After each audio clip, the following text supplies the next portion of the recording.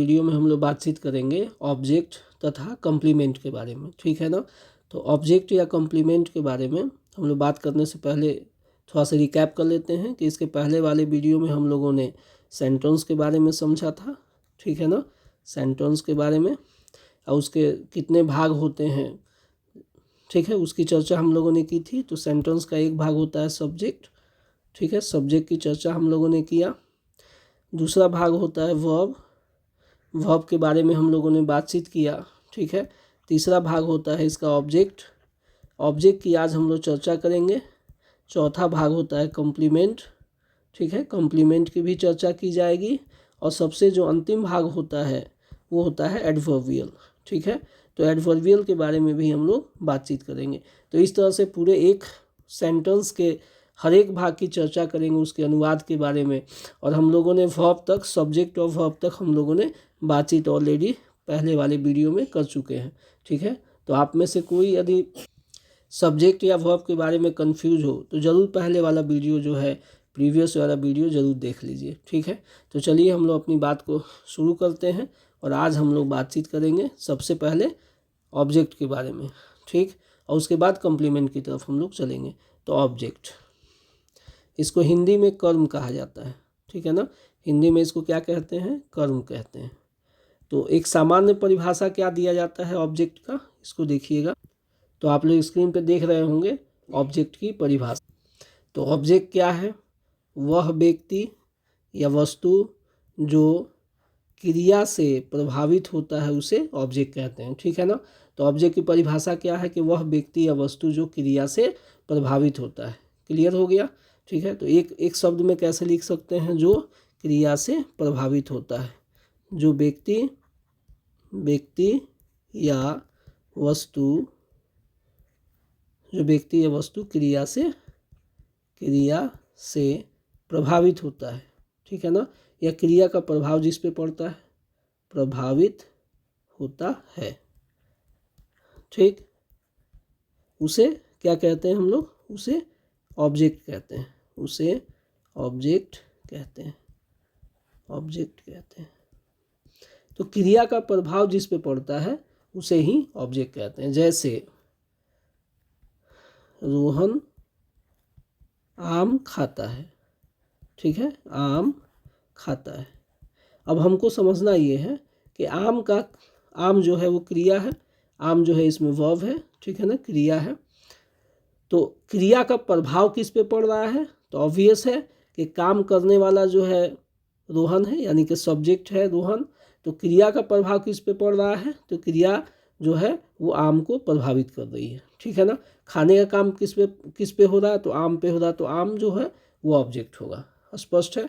दूसरा उदाहरण देखिए, राजू पुस्तक पढ़ता है, पुस्तक पढ़ता है, ठीक। अब यहाँ पे क्रिया कौन सा है, पढ़ना है क्रिया, ठीक है ना। ये काम कौन कर रहा है, तो राजू कर रहा है, तो राजू सब्जेक्ट हो गया। अब ये पढ़ने का काम जो है किस पे प्रभाव पड़ रहा है, तो पढ़ने का प्रभाव पड़ रहा है पुस्तक पर, ठीक है। तो पुस्तक यहाँ पे ऑब्जेक्ट हो गया। तो इस तरह से हम लोग आसानी से समझ सकते हैं कि जिस पर क्रिया का प्रभाव पड़ता है, ठीक है ना, जिस व्यक्ति पर या वस्तु पर क्रिया का प्रभाव पड़ता है वही व्यक्ति या वस्तु क्रिया का ऑब्जेक्ट होता है, ठीक है ना, या जिसको हिंदी में हम लोग कर्म कह सकते हैं। स्पष्ट हो गया। अब देखिए हिंदी वाक्य में कैसा है कि हिंदी वाक्य में आप देख सकते हैं स्ट्रक्चर के पहले सब्जेक्ट है ना, पहले सब्जेक्ट है, उसके बाद ऑब्जेक्ट है, ठीक है, और उसके बाद वर्ब है। तो ये हिंदी वाक्य की सजावट है। लेकिन जब हम लोग अंग्रेजी में अनुवाद करते हैं इसको, तो सबसे पहले तो सब्जेक्ट लिखा जाता है। तो पहले सब्जेक्ट होता है इंग्लिश में, उसके बाद वर्ब लिखते हैं, तब जा कर के ऑब्जेक्ट लिखा जाता है। स्पष्ट हो गया। तो अंग्रेजी में जो है, इंग्लिश में पैटर्न इसका अलग होता है, इसकी संरचना हिंदी से भिन्न होती है, ठीक है ना। तो हिंदी में स्ट्रक्चर क्या है, तो सब्जेक्ट के बाद जो है ऑब्जेक्ट आएगा, सब्जेक्ट के बाद ऑब्जेक्ट आता है, उसके बाद वर्ब आता है, अंत में वर्ब आता है। लेकिन इंग्लिश में क्या है कि सब्जेक्ट के बाद जो है वो वर्ब आएगा और अंत में ऑब्जेक्ट आता है। तो ये स्ट्रक्चर आपको याद रखना है। अब इसी दो वाक्य को यदि हम लोग अनुवाद करते हैं तो इसका अनुवाद क्या हो जाएगा, तो पहले वाले वाक्य में रोहन आम खाता है, तो सबसे पहले रोहन लिख देंगे हम लोग, ठीक है। उसके बाद लिखेंगे खाता है, तो खाता है ता है ती है, ऑलरेडी हम लोग वर्ब में बात किए थे कि V1 या V5, तो रोहन ईट्स, और आम का और लिख करके मैंगो लिखेंगे, ठीक है। आर्टिकल में हम लोग समझ लेंगे कि यहाँ पे क्यों लगाया गया है, ठीक है। दूसरा वाक्य जो है राजू पुस्तक पढ़ता है, तो राजू हो गया सब्जेक्ट, ठीक है, पढ़ता है रीड्स, स्पष्ट हो गया। अब पुस्तक बुक, तो उसके साथ जो है ए लगा देंगे और बुक हो जाएगा, तो राजू रीड्स अ बुक। तो इस तरह से हम लोग जो है ऑब्जेक्ट का इस तरह से अनुवाद कर देंगे। स्पष्ट हो गया, ठीक है। अब देखिए काइंड्स ऑफ ऑब्जेक्ट, ऑब्जेक्ट के प्रकार कितने होते हैं इंग्लिश में, काइंड्स ऑफ ऑब्जेक्ट, ठीक है। तो इंग्लिश में जो है ऑब्जेक्ट दो प्रकार के होते हैं। एक नंबर जिसको डायरेक्ट ऑब्जेक्ट कहते हैं, क्या कहते हैं, डायरेक्ट ऑब्जेक्ट, ठीक, जिसको हम लोग इसमें DO के द्वारा डिनोट करेंगे। और दो नंबर में दूसरे प्रकार का जो ऑब्जेक्ट है वो है इनडायरेक्ट ऑब्जेक्ट, ठीक है, इनडायरेक्ट ऑब्जेक्ट, जिसको हम लोग IO के द्वारा डिनोट करेंगे, IO के द्वारा। अब हम लोग समझेंगे डायरेक्ट ऑब्जेक्ट किसको कहते हैं। हेडिंग दे देते हैं डायरेक्ट ऑब्जेक्ट, क्लियर हो गया, ठीक है, डायरेक्ट ऑब्जेक्ट। तो चलिए इसकी परिभाषा देखते हैं, स्क्रीन पे देखिएगा परिभाषा। तो आप लोग देख सकते हैं डायरेक्ट ऑब्जेक्ट की परिभाषा। अब चलिए इसको हम लोग पढ़ के समझते हैं। तो डायरेक्ट ऑब्जेक्ट किसको कहते हैं, तो अ पर्सन और थिंग, वह व्यक्ति या वस्तु ऑन विच, जिस पर, एन एक्शन इज एक्टेड, जिस पर क्रिया का प्रभाव पड़ता है या जिस पर क्रिया संपन्न होती है, इज कॉल्ड और डायरेक्ट ऑब्जेक्ट, उसे डायरेक्ट ऑब्जेक्ट कहा जाता है, ठीक है। तो डायरेक्ट ऑब्जेक्ट किसको कहेंगे हम लोग, जिस व्यक्ति या वस्तु पर क्रिया संपन्न होती है,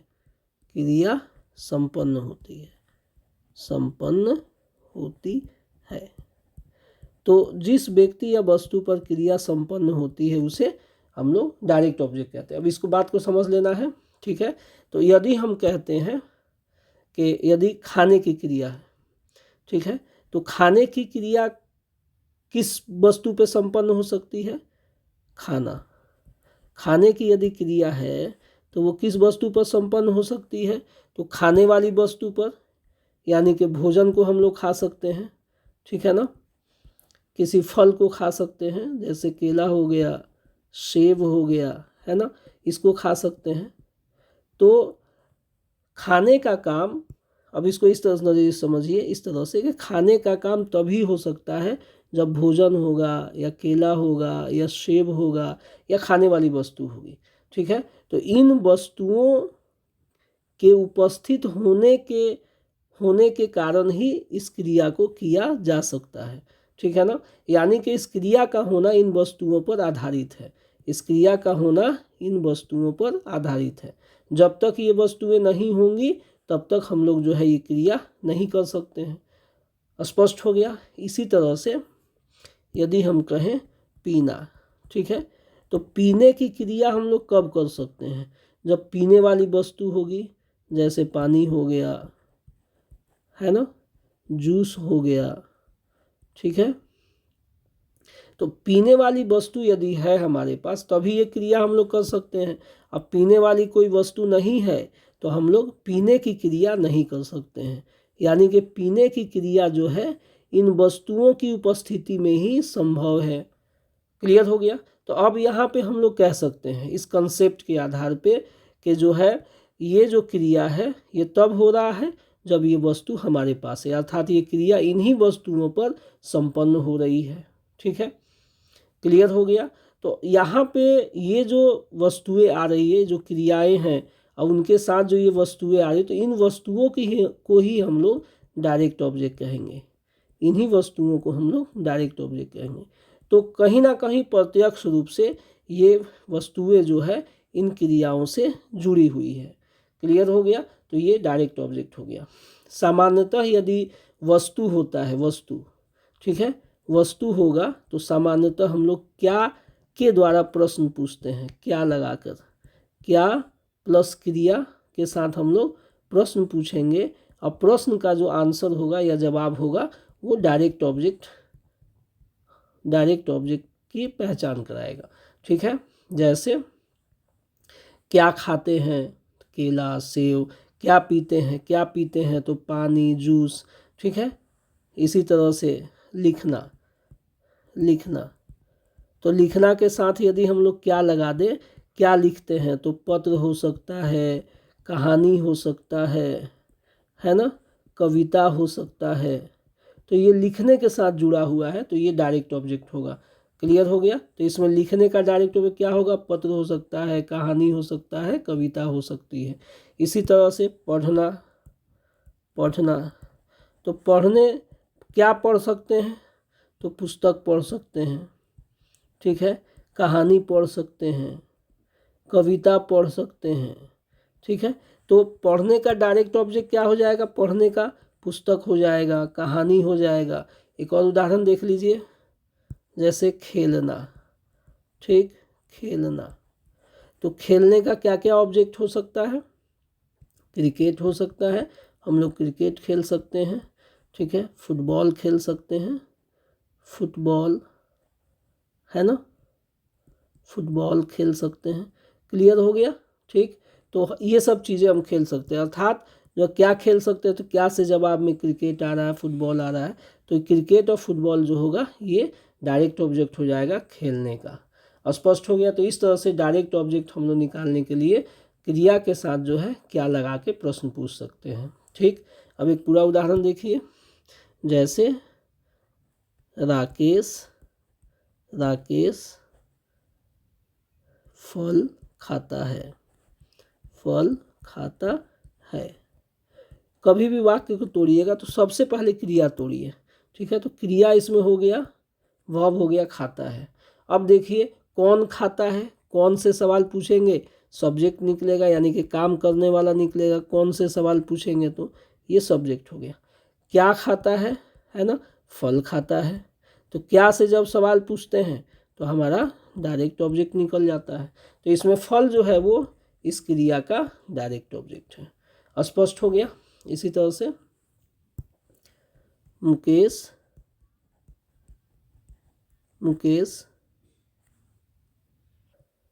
इस वाक्य में देखिए तो क्रिया कौन है तो लिखता है ना, क्रिया है लिखता है।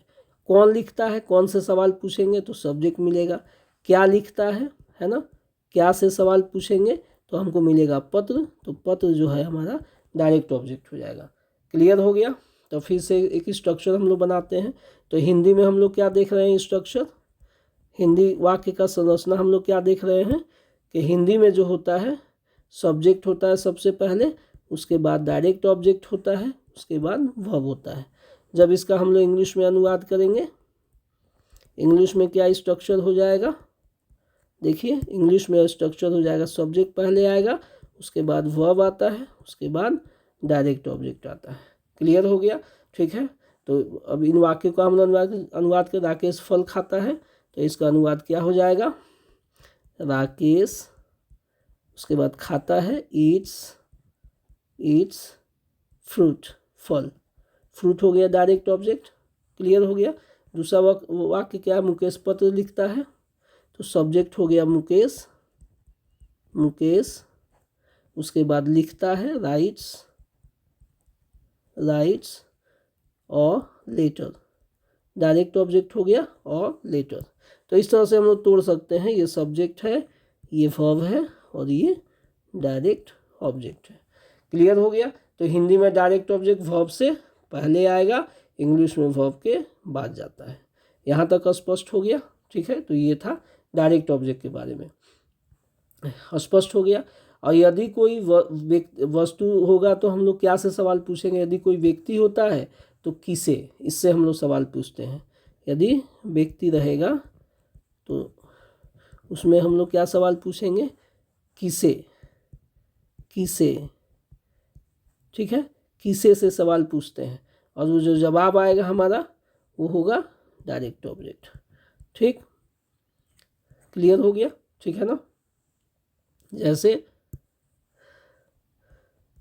सुरेश ने रोहन को पीटा।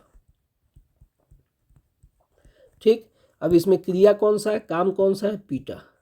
किसने पीटा, कौन पीटा, कौन से सवाल पूछेंगे हम लोग, तो कौन से जब सवाल पूछते हैं तो सब्जेक्ट निकलता है। किसे पीटा, यहाँ क्या पीटा नहीं, किसे पीटा। देखिए यहाँ पे क्वेश्चन हमारा बदल रहा है किसे, तो अब हमारा डायरेक्ट ऑब्जेक्ट होगा। क्लियर हो गया। सुरेश ने रोहन को पीटा, तो यहाँ सुरेश हो गया सब्जेक्ट। किसने काम किया, सुरेश ने। अच्छा, किसको पीटा, तो रोहन को, तो रोहन डायरेक्ट ऑब्जेक्ट हो गया। स्पष्ट हो गया। अब हम लोग चलते हैं इनडायरेक्ट ऑब्जेक्ट की चर्चा करने। इनडायरेक्ट ऑब्जेक्ट, ठीक, इनडायरेक्ट ऑब्जेक्ट। तो इनडायरेक्ट ऑब्जेक्ट हम लोग किसको कहेंगे, इसकी परिभाषा हम लोग देख लें। चलिए, तो स्क्रीन पे आप लोग दिख रहा होगा इनडायरेक्ट ऑब्जेक्ट की परिभाषा। तो देखिए, इनडायरेक्ट ऑब्जेक्ट जो है वो दो प्रकार का व्यक्ति को हम लोग इनडायरेक्ट ऑब्जेक्ट कहते हैं। पहला है कि जिसको बेनिफिट मिलता है ना, जो बेनिफिट पाता है यानी कि फ़ायदा पाता है। तो क्रिया से फ़ायदा पाने वाला, फ़ायदा पाने वाला। तो पहला व्यक्ति वो हो गया जिसको वाक्य में या क्रिया से फ़ायदा मिलता है, तो फ़ायदा पाने वाला व्यक्ति इनडायरेक्ट ऑब्जेक्ट होगा। दूसरा क्या है कि रिसीव्ड समथिंग, यानी कि जिसको कुछ मिलता है, अर्थात पाने वाला। ठीक, तो इनडायरेक्ट ऑब्जेक्ट जो है वो दो प्रकार का व्यक्ति होगा। जिसको फ़ायदा मिलेगा वो व्यक्ति इनडायरेक्ट ऑब्जेक्ट है वाक्य में। ठीक, और जिसको कुछ मिलता है वो इनडायरेक्ट ऑब्जेक्ट है वाक्य में। जैसे राकेश ने रोहन को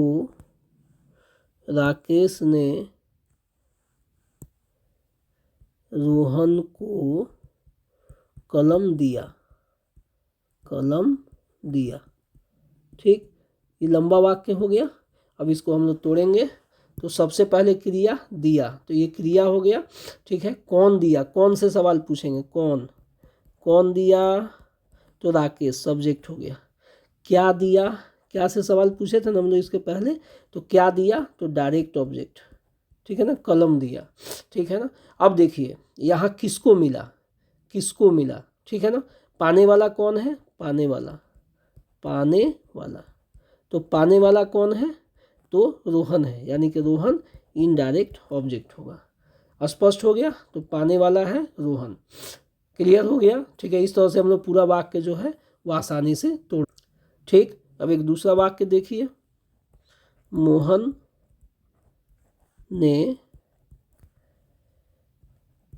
राकेश के लिए साइकिल खरीदा।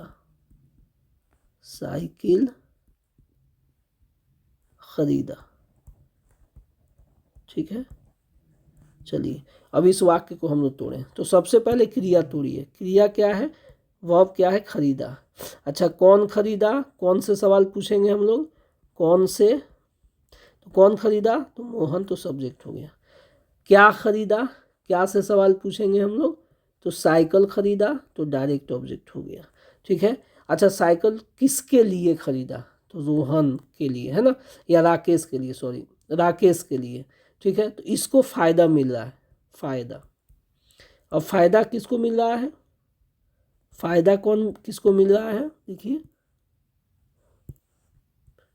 फ़ायदा पाने वाला कौन है, तो राकेश। ठीक है ना, इसको फ़ायदा मिल रहा है, तो इसीलिए राकेश इनडायरेक्ट ऑब्जेक्ट होगा। तो इनडायरेक्ट ऑब्जेक्ट दो प्रकार का व्यक्ति हो सकता है, या तो जिसको कोई चीज़ मिलता है वो पाने वाला व्यक्ति, या फ़ायदा पाने वाला व्यक्ति।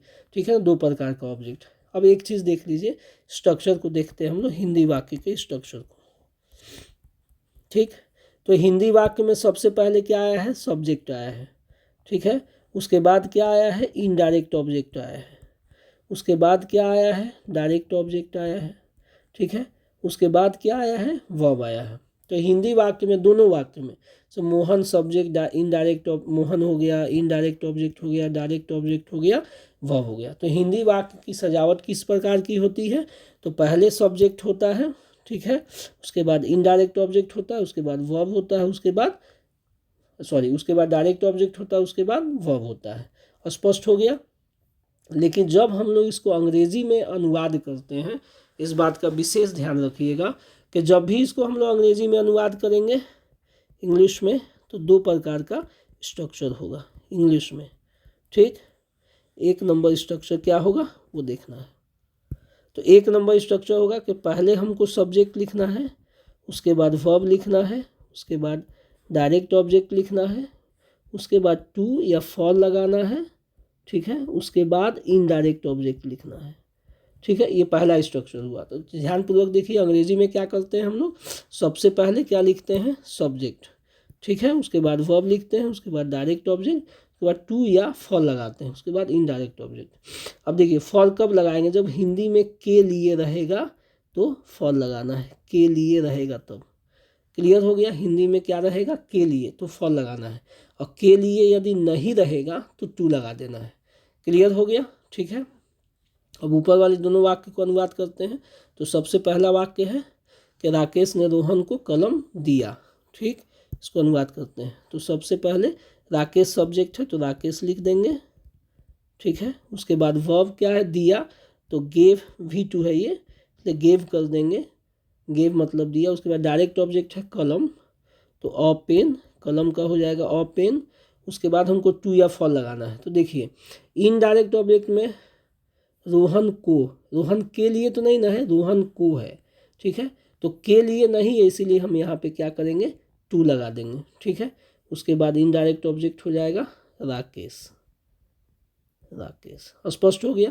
तो इस तरह से इस वाक्य, सॉरी रोहन होगा ना, तो हम लोग जो है इस वाक्य को आसानी से अनुवाद कर सकते हैं, ठीक है। टू रोहन, रोहन, तो Rakesh gave a pen to Rohan, पहले वाले वाक्य का अनुवाद हुआ। सेकेंड वाले वाक्य में देखिए सब्जेक्ट कौन है, मोहन है, मोहन सब्जेक्ट है, ठीक है। वर्ब क्या है, खरीदा, तो बाई मतलब खरीदना, ये V2 है तो बॉट हो गया, ठीक है, वर्ब। उसके बाद डायरेक्ट ऑब्जेक्ट साइकिल, और बाई साइकिल, ठीक है। उसके बाद के लिए लगा है ना यहाँ पे, देखिए राकेश के लिए, तो अब फॉर लगा देंगे हम लोग, ठीक। क्लियर हो गया। उसके बाद इनडायरेक्ट ऑब्जेक्ट राकेश। तो यहाँ तक जो है बात समझ में आ गया कि हिंदी वाक्य का स्ट्रक्चर अलग होता है, अंग्रेजी वाक्य का स्ट्रक्चर अलग होगा, ठीक है। तो अंग्रेजी वाक्य में दो स्ट्रक्चर है। तो एक स्ट्रक्चर इस तरह से हो गया कि डायरेक्ट ऑब्जेक्ट पहले होगा, फिर टू फॉर लगाएंगे, फिर इनडायरेक्ट ऑब्जेक्ट हम लोग लिखते हैं। क्लियर। टू फॉर में कैसे चुनाव करेंगे, तो के लिए यदि हिंदी में रहता है इनडायरेक्ट ऑब्जेक्ट के बाद, तो हम लोग फॉर लगाएंगे, और जहाँ पे के लिए नहीं रहेगा वहाँ पे हम लोग टू लगाएंगे। क्लियर हो गया, ठीक है। अब दूसरा स्ट्रक्चर देखिए, 2 नंबर स्ट्रक्चर। तो इसमें क्या होता है कि पहले हम लोग सब्जेक्ट लिखते हैं, फिर वर्ब लिखते हैं, फिर इनडायरेक्ट ऑब्जेक्ट लिखेंगे, और फिर डायरेक्ट ऑब्जेक्ट लिखते हैं। ये देखिए दूसरा स्ट्रक्चर है, स्ट्रक्चर नंबर 2 इंग्लिश में, ठीक है। दोनों में अंतर क्या है कि स्ट्रक्चर नंबर 1 में क्या था कि टू या फॉर का यूज़ किया गया था, लेकिन स्ट्रक्चर नंबर 2 में टू फॉर का यूज़ नहीं। ये पहला अंतर है। दूसरा अंतर क्या है कि स्ट्रक्चर नंबर 1 में डायरेक्ट ऑब्जेक्ट पहले है और फिर इनडायरेक्ट ऑब्जेक्ट लास्ट में है, लेकिन स्ट्रक्चर नंबर 2 में इनडायरेक्ट ऑब्जेक्ट पहले और डायरेक्ट ऑब्जेक्ट लास्ट में है, ठीक है। अब इस वाक्य को फिर से अनुवाद कर दें तो क्या हो जाएगा, राकेश सब्जेक्ट हो गया, गिव हो गया वर्ब, ठीक है, डायरेक्ट ऑब्जेक्ट हो गया रोहन। अब टू और फॉर की आवश्यकता नहीं है, इनडायरेक्ट ऑब्जेक्ट हो गया और पेन। तो क्या होगा, राकेश गेव रोहन और पेन, ठीक। दूसरा वाक्य का अनुवाद कर दें, मोहन बॉट, राकेश हो गया इनडायरेक्ट, राकेश और बाई साइकिल डायरेक्ट हो गया, और बाई साइकिल। क्लियर हो गया। तो ये दोनों स्ट्रक्चर आप लोग अच्छी तरह से समझ गए होंगे। कुछ और उदाहरण देख लीजिए इसी पे आधारित, ठीक। जैसे पेड़ पौधे, पौधे हमें फल देते हैं। ठीक, पेड़ पौधे हमें फल देते हैं, इसको तोड़ेंगे हम लोग तो देते हैं क्रिया हो गया, कौन देता है तो पेड़ पौधा, तो ये सब्जेक्ट हो गया। ठीक है, क्या देता है, फल देता है, तो ये डायरेक्ट ऑब्जेक्ट हो गया। मिलता किसको है, हमें, तो ये इनडायरेक्ट ऑब्जेक्ट हो गया। क्लियर हो गया, इस तरह से तोड़ दिए हम लोग। ठीक है, इसको आप लोग बनाइएगा। ठीक, स्पष्ट हो गया, ये इसको बना के दिखाऊं मैं। चलिए इसको बना देते हैं। देखिए, तो सबसे पहले सब्जेक्ट लिखना है दोनों स्ट्रक्चर के आधार पे। तो 1 नंबर स्ट्रक्चर के आधार पे हम लोग बनाते हैं। तो सबसे पहले सब्जेक्ट तो प्लांट्स, पेड़ पौधे। ठीक है, देते हैं गिव, वर्ब हो गया। उसका डायरेक्ट ऑब्जेक्ट फ्रूट। उसके बाद हमें तो to, indirect object to us. इसमें के लिए नहीं है इसलिए टू लगा देंगे। ठीक है, अब 2 नंबर के अनुसार कैसे बनाएंगे, तो प्लांट्स, सब्जेक्ट, वर्ब, गिव, उसके बाद से अस हो जाएगा इनडायरेक्ट, उसके बाद फ्रूट होगा। क्लियर हो गया, ठीक है ना, स्पष्ट हो गया। चलिए इस तरह से एक और उदाहरण देख लीजिए। चलिए मैं आपको एक ट्रिक बताता हूँ। दूसरा उदाहरण स्क्रीन पे देख रहे होंगे आप। तो सबसे पहले आप वर्ब चुन लीजिए, दिया, वर्ब हो गया। अच्छा, किसने दिया, यानी कि कर्ता कौन है, सब्जेक्ट है मुकेश। ठीक है, अब इसमें एक चीज़ और समझ लीजिए, यदि आप मैंने पहले वाले विधि के अनुसार नहीं पहचान पा रहे हैं तो इसमें देखिए, मुझे जो है वो व्यक्ति है। ठीक है, और अपनी कलम जो है वो वस्तु है। तो एक दूसरी विधि में बताता हूँ, ट्रिक। तो जब वस्तु होगा तो डायरेक्ट ऑब्जेक्ट होगा। यदि दोनों वाक्य में आता है तो वस्तु डायरेक्ट ऑब्जेक्ट होगा और व्यक्ति इनडायरेक्ट ऑब्जेक्ट होगा। ठीक है ना, ये ट्रिक है। स्पष्ट हो गया। तो वस्तु जो होता है वो क्या होगा, डायरेक्ट ऑब्जेक्ट होता है वस्तु। कब, जब डायरेक्ट इनडायरेक्ट दोनों एक साथ होगा तब। इस बात को याद रखिएगा कि वस्तु जो होगा वो डायरेक्ट ऑब्जेक्ट होगा। ठीक है, और व्यक्ति जो होगा वाक्य में वो सामान्यतः इनडायरेक्ट ऑब्जेक्ट होता है। ठीक है, लेकिन ये नियम, ये ट्रिक जो है हम लोग कब अप्लाई करेंगे, जब दोनों ऑब्जेक्ट एक साथ होगा, दोनों एक साथ होगा। ठीक है ना, दोनों एक साथ हो, एक साथ हो, तभी इस जो है ट्रिक का प्रयोग करेंगे। अन्यथा इस ट्रिक का हम लोग प्रयोग नहीं करेंगे। जिस तरह से पहले तोड़ रहे थे, पहचान करके कौन क्या, इस तरह का सवाल पूछ करके तोड़ रहे थे, उसी के अनुसार तोड़ेंगे। चलिए अब इसको हम लोग तोड़ दिए, अब इसको अनुवाद करने की कोशिश करते हैं। तो सबसे पहले सब्जेक्ट लिखेंगे। ठीक है, तो मुकेश कर दिए सब्जेक्ट। स्ट्रक्चर नंबर 2 के अनुसार हम बना दे रहे हैं इसको। तो मुकेश हो गया सब्जेक्ट। उसके बाद से वर्ब देंगे गेव, दिया का गेव होगा। ठीक है, अब इनडायरेक्ट ऑब्जेक्ट क्या हो गया, मुझे, मी, अपनी कलम। डायरेक्ट ऑब्जेक्ट तो हीज पेन, अपनी का यहाँ पे हीज हो जाएगा। ठीक है ना, तो Mukesh gave me his pen.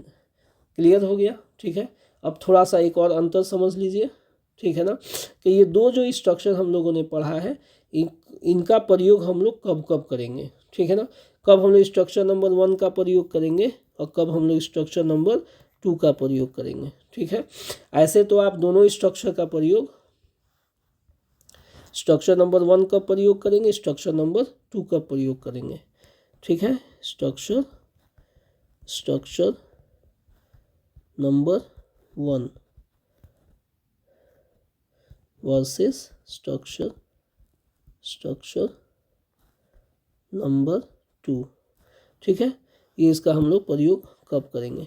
तो यहाँ पे जो है हम लोग सामान्यतः दोनों स्ट्रक्चर का प्रयोग जो है अपने वाक्य के लिए कर सकते हैं। ठीक है, लेकिन आपको 2 बात याद रखना है। ठीक है ना, 2 बात। सबसे पहली बात ये है कि जो डायरेक्ट ऑब्जेक्ट है और इनडायरेक्ट ऑब्जेक्ट है, ठीक है, यदि दोनों जो है नाउन हो, नाउन, तो उनमें से जो छोटा होगा, छोटा नाउन होगा, ठीक है ना, कम शब्द का होगा, कम शब्द का वो पहले आएगा, ज़्यादा शब्द बाद में जाएगा। ये पहला फॉर्मूला है कि कम शब्द जिसमें होगा वो पहले लिखेंगे हम लोग, और उसके बाद लिखेंगे ज़्यादा शब्द वाला या अधिक शब्द वाला। ठीक है ना, अधिक शब्द वाला। अधिक शब्द, ठीक, अधिक शब्द, ये पहला रूल है। क्लियर हो गया कि दोनों में से चाहे डायरेक्ट ऑब्जेक्ट कम शब्द हो या इनडायरेक्ट हो उसको पहले लिखना है, और अधिक शब्द जो होगा उसको बाद में ले जाना है, चाहे वो डायरेक्ट ऑब्जेक्ट हो या इनडायरेक्ट ऑब्जेक्ट हो। क्लियर हो गया ना, ठीक है, ये पहला चीज़। तो जो ऑब्जेक्ट जो है डायरेक्ट या इनडायरेक्ट ऑब्जेक्ट बड़ा होगा उसको बाद में ले जाना है, ये पहला फार्मूला है। दूसरा रूल ये है कि यदि नाउन और प्रोनाउन, जैसे नाउन और प्रोनाउन का कॉम्बिनेशन है, नाउन या प्रोनाउन का कॉम्बिनेशन है, ठीक है ना, डायरेक्ट ऑब्जेक्ट मान लीजिए नाउन है और इनडायरेक्ट ऑब्जेक्ट प्रोनाउन है, डायरेक्ट ऑब्जेक्ट जो है नाउन है और इनडायरेक्ट ऑब्जेक्ट प्रोनाउन है, ठीक है। तो हमेशा याद रखिएगा कि रूल क्या कह रहा है, रूल क्या है कि सबसे पहले हमको प्रोनाउन वाला ऑब्जेक्ट लिखना है, वाक्य में किस ऑब्जेक्ट को लिखना है, प्रोनाउन को लिखना है, और फिर जो है उसके बाद नाउन को लिखना है, ठीक है। तो अर्थात नंबर 2 वाला जो स्ट्रक्चर होगा वो सामान्यतः उसी का हम लोग ज़्यादातर प्रयोग करेंगे, ठीक है। देख लीजिए, तो प्रोनाउन और नाउन एक साथ यदि आ रहा है ऑब्जेक्ट के रूप में, तो सबसे पहले हम लोग किसका प्रयोग करेंगे, सबसे पहले प्रोनाउन का प्रयोग करेंगे, फिर नाउन का प्रयोग करेंगे, ठीक है। जैसे ही सेंट मी और लेटर, ठीक है।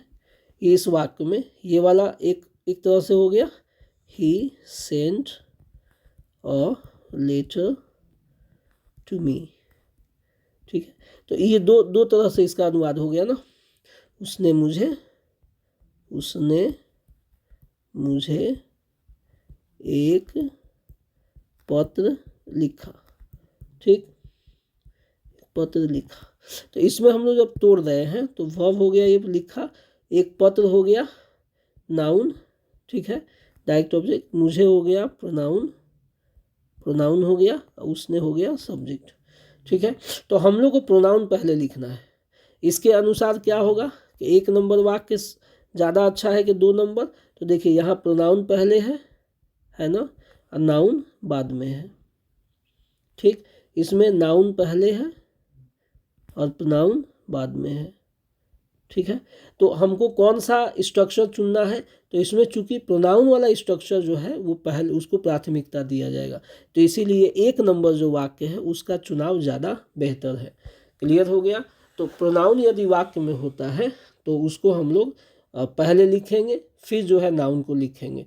अब वो प्रोनाउन चाहे इनडायरेक्ट ऑब्जेक्ट हो या सामान्यतः डायरेक्ट ऑब्जेक्ट हो, ठीक है, उससे कोई फर्क नहीं पड़ता है, ठीक है ना। तो पहले हमको प्रोनाउन लिखना है, फिर जाकर के नाउन लिखना है।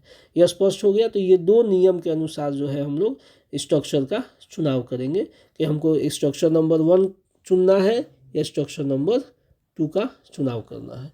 यह स्पष्ट हो गया। तो इस वीडियो में हम लोगों ने बहुत ही विशेष तरह के वाक्य उसके अनुवाद की चर्चा की। ये अनुवाद जो है हर एक चैप्टर में ज़रूरी है, हर एक जगह पे जो है इसकी आवश्यकता पड़ेगी, ठीक है। अब जो है मैं कुछ जो है इस तरह के एक्सरसाइज दे देता हूँ, आप लोग जो है इस एक्सरसाइज को बनाइए और कमेंट बॉक्स में ही इसको बना के भेजिए, ठीक है, जो है। और देखिए आप कितना, पहले इसको एक्सरसाइज को तोड़ना है फिर उसका अनुवाद करना है। देखिए स्क्रीन पे आप देख रहे होंगे कि जो है एक्सरसाइज दिया गया है, आपको क्या करना है, तो सबसे पहले उसको तोड़ देना है। जैसे लिखता है वर्ब है, एक पत्र ऑब्जेक्ट है और मोहन जो है सब्जेक्ट है। ऑब्जेक्ट में भी ये डायरेक्ट ऑब्जेक्ट है। क्लियर हो गया। तो इस तरह से तोड़ के फिर इसका अनुवाद करना है जो है, ठीक है। और कमेंट बॉक्स में आप इसका अनुवाद करके अंग्रेजी में भेजिए, ठीक है। क्लियर हो गया। तो इस तरह से प्रत्येक वाक्य को तोड़ करके आप देख सकते हैं कि टोटल जो है इसमें 10 वाक्य दिए गए हैं आपको। क्लियर हो गया, ठीक है। अब देख लीजिए 10 वाक्य दिए गए हैं, इसको जो है तोड़ना है, पहले सबसे पहले तोड़ देना है इन वाक्य को, उसके बाद से इनका अनुवाद करना है। बिना तोड़े इसका अनुवाद नहीं कीजिएगा, ठीक है। सबसे पहले ज़रूरी है उसकी वाक्य को तोड़ देना, उसके अलग अलग भाग की पहचान करना, फिर उसका अनुवाद हम लोग करेंगे स्ट्रक्चर के नियम के अनुसार। इन वाक्यों में जो है सब्जेक्ट वर्ब डायरेक्ट ऑब्जेक्ट भी है और सब्जेक्ट वर्ब डायरेक्ट ऑब्जेक्ट और इनडायरेक्ट ऑब्जेक्ट भी है, ठीक है। तो दोनों प्रकार के वाक्य इसमें आपको मिलेंगे, आपको उसकी पहचान करनी है। और एक बात और याद रखिएगा कि यदि वाक्य में एक ही ऑब्जेक्ट है, ठीक है, एक ही ऑब्जेक्ट है, सिंगल ऑब्जेक्ट है, एक ऑब्जेक्ट है, एक ऑब्जेक्ट है, तो वो अक्सर जो है डायरेक्ट ऑब्जेक्ट होगा, ठीक है। तो यदि एक ऑब्जेक्ट है तो वो डायरेक्ट ऑब्जेक्ट होगा। इस बात ये ट्रिक जो है आपकी मदद करेगा, ठीक है। और यदि वाक्य में दो ऑब्जेक्ट है तो डायरेक्ट और इनडायरेक्ट ऑब्जेक्ट होंगे। स्पष्ट हो गया, ठीक है। तो इस ट्रिक को भी दिमाग में रखना है, ठीक है। तो ये एक्सरसाइज बना करके कमेंट बॉक्स में भेजिए, ठीक। और जहाँ दिक्कतें होती है आप कमेंट कीजिए, उस पर आधारित जो है आपको वीडियो बना के भेजा जाएगा, ठीक है। और यदि अभी तक आप लोग जो है वीडियो नए हैं, यदि वीडियो फर्स्ट टाइम देख रहे हैं तो सब्सक्राइब कीजिए चैनल को, ठीक है ना, सब्सक्राइब कीजिए। कमेंट अवश्य कीजिए कि वीडियो आपको कैसा लग रहा है, और अपने दोस्तों तक शेयर कीजिए इसको, ठीक है, और लाइक कीजिए, ठीक। अगले वीडियो में हम लोग जो है बातचीत करेंगे कॉम्प्लीमेंट की।